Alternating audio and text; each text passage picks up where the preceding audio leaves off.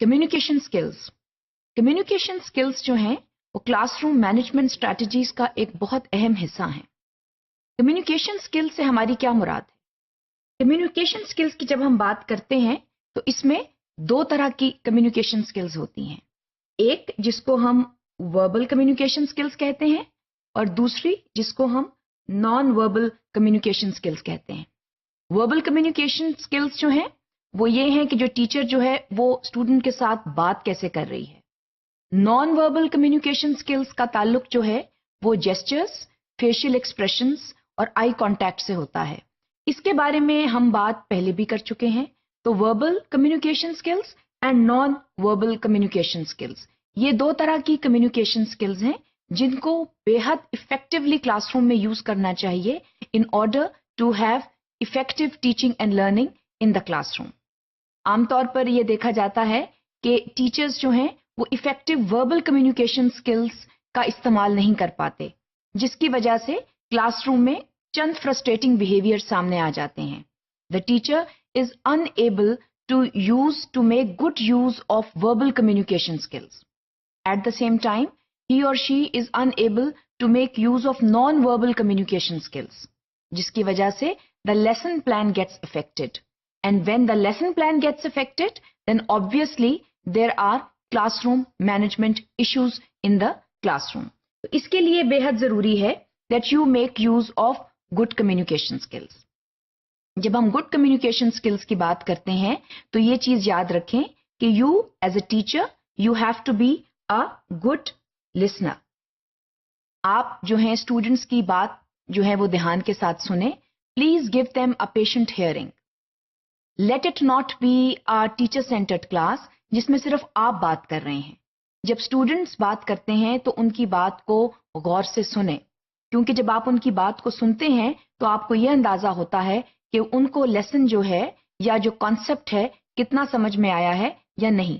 اس کے علاوہ جب آپ اسٹوڈنٹس کو سنتے ہیں اور اگر ان کے کوئی ایشوز ہیں which may not be related to the academic side of the classroom تو وہ حل کرنا بے حد ضروری ہیں، کیونکہ یہ وہ ایشوز ہوتے ہیں جو بعد میں کلاس روم مینجمنٹ پرابلمس جو ہیں وہ کریٹ کرتے ہیں.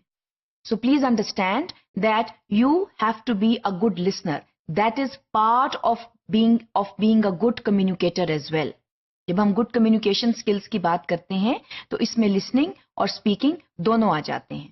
اس کے علاوہ آپ پر یہ لازم ہے that you are also a good speaker. آپ جب کلاس روم میں زبان کا استعمال کرتے ہیں تو اس پر زور دیں کہ آپ جو کچھ بھی کہہ رہے ہیں that makes a lot of sense. You have to be very articulate in the classroom. You need to know your concepts very well.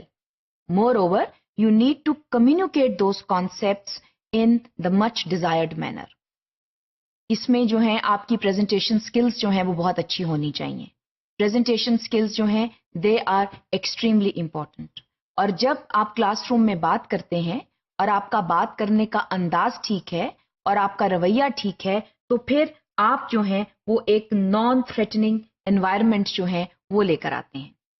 جب کلاس روم کا جو ماحول ہے وہ نان تھریٹننگ اور اسٹریس فری ہوگا، اسٹوڈنٹس جو ہیں وہ اتنے ہی غور سے آپ کی بات سنیں گے.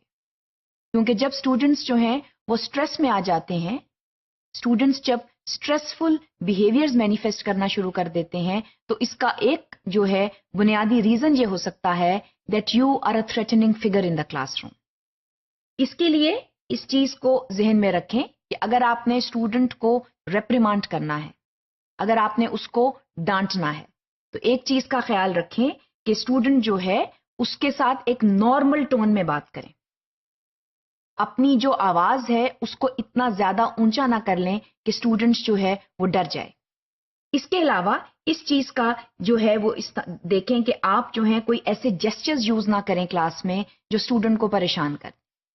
So please try to use good gestures in the classroom and please do not raise your voice to a level جس سے اسٹوڈنٹ جو ہے وہ پریشان ہو جائے.